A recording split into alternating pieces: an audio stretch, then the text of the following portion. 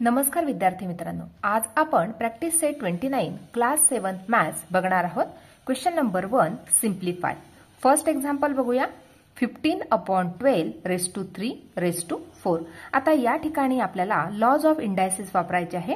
या ठिकाणी a raise to m raise to n जर असेल तर a रेज टू mn मिळतं आपल्याला। म्हणजे जर a ची पॉवर m असेल आणि त्याची पॉवर जर n असेल तर m आणि n ह्या ज्या पॉवर आहे यांचा आपण मल्टिप्लिकेशन करतो। a जसा आहे तसाचा तसा आणि a raise to power m multiply by n होतो। म्हणजे आता हीच प्रॉपर्टी वापरून किंवा हाच लॉ वापरून आपण हे एक्झाम्पल सॉल्व्ह करणार आहोत। 15/12 raise to 3 raise to 4 equal to 15/12 raise to 3 multiply by 4 equal to 15/12 raise to 12। 3 4 चा किती मिळाले 12। म्हणजे या ठिकाणी आपल्याला आन्सर मिळालं 15/12 रेज टू 12। सेकंड एक्झाम्पल बघूया। 3 रेज टू 4 रेज टू -2। या ठिकाणी सुद्धा आपण तीच प्रॉपर्टी वापरणार आहोत। a raise to m raise to n equal to a raise to m multiply by n। Therefore 3 raise to 4 raise to -2 equal to 3 raise to 4 multiply by -2 equal to 3 raise to -8। हे आपल्याला answer मिळालं। Third example बघणार आहोत। 1/7 raise to -3 raise to 4। बघा आता या ठिकाणी सुद्धा आपण लॉज ऑफ इंडायसिस वापरणार आहोत। a raise to m raise to n equal to a raise to mn म्हणजेच m multiply by n। Therefore 1/7 raise to 3 -3 raise to 4 equal to 1/7 raise to -3 multiply by 4 equal to 1/7 raise to -12। आता fourth example बघणार आहोत। 2/5 raise to -2 raise to -3।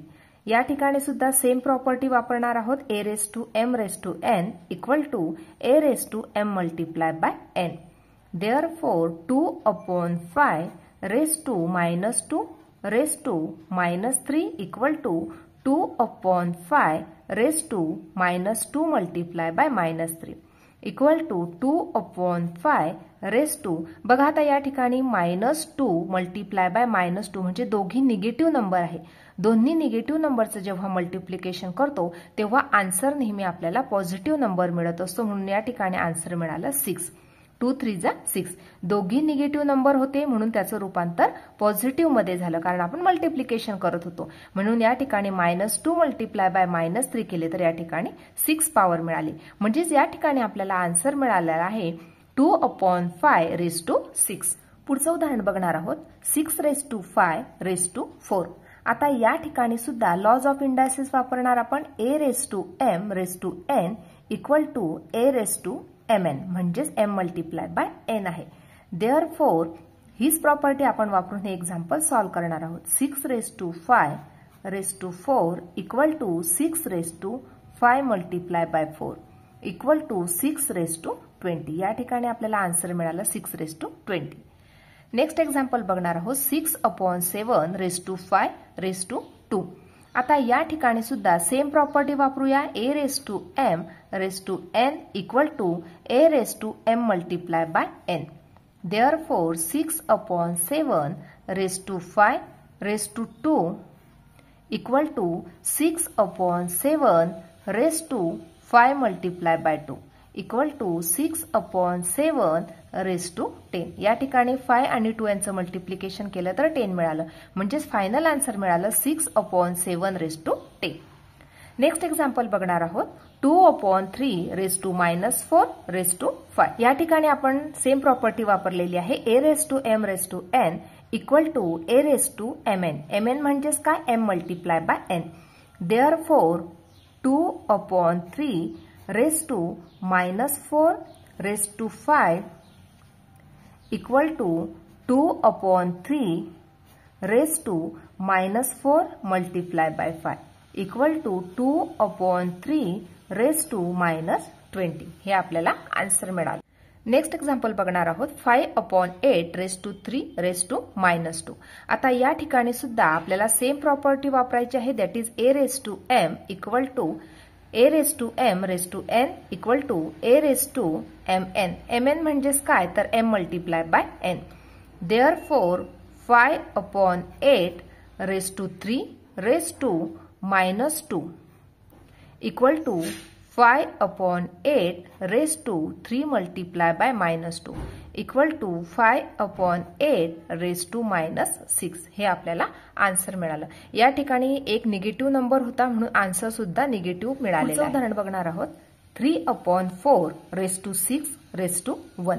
आता या ठिकाणी सुद्धा आपल्याला same lodge of indices वापरायचा आहे, that is a raise to m raise to n equal to a raise to mn.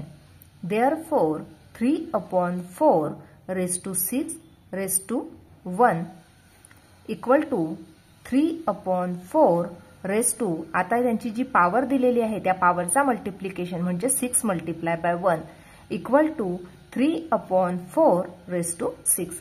हे आपल्याला आन्सर मिळालं. नेक्स्ट एक्झाम्पल बघणार आहोत 2/5 raise to -3 raise to 2.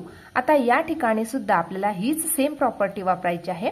Therefore 2/5 raise to -3 raise to 2 equal to 2/5 raise to दिलेल्या पॉवरचं multiplication करायचं आहे म्हणजे -3 multiply by 2 equal to 2/5 raise to -6. हे आपल्याला आन्सर मिळालं. नेक्स्ट क्वेश्चन बघणार आहोत. Question number 2, write the following numbers using positive indices. आता या ठिकाणी जे दिलेले नंबर्स आहे यांचं आपल्याला पॉझिटिव्ह इंडायसेस मध्ये कन्व्हर्जन करायचं आहे. बघा आता या ठिकाणी फर्स्ट एक्झाम्पल दिलं आहे 2/7 रेस टू -2 म्हणजे ही जी पॉवर दिलेली आहे ही निगेटिव्ह आहे, आपल्याला पॉझिटिव्ह मध्ये करायचं आहे.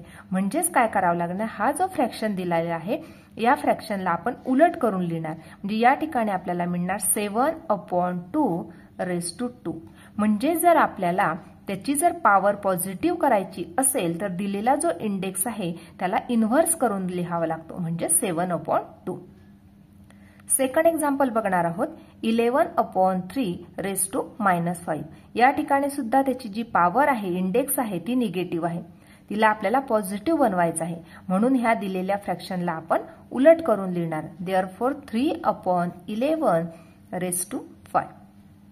Next example 1/6 raise to -3. या ठिकाणी सुद्धा त्याची जी इंडेक्स आहे ती निगेटिव्ह आहे, तिला आपल्याला पॉझिटिव्ह बनवायचं आहे म्हणून दिलेल्या फ्रॅक्शनला आपण या प्रकारे त्याचा रेसिप्रोकल लिहिणार 6/1 रेस टू 3 और 6/1 म्हणजेच काय तर 6 त्याचा cube. Next example y raise to -4. या ठिकाणी सुद्धा त्याची इंडेक्स निगेटिव्ह आहे, तिला आपल्याला पॉझिटिव्ह बनवायची आहे म्हणून या ठिकाणी y म्हणजेच काय तर y/1 होता म्हणून त्याला उलट करून लिहिला म्हणजेच 1/y रेस टू 4. म्हणजे या ठिकाणी आपल्याला हे आन्सर मिळालं आहे. अशा प्रकारे आज आपण प्रॅक्टिस सेट 29 पूर्णपणे सोडवून घेतला आहे. आजचा व्हिडिओ कसा वाटला ते नक्की कमेंट करून कळवा आणि व्हिडिओला लाईक शेअर आणि सबस्क्राईब करायला विसरू नका. धन्यवाद.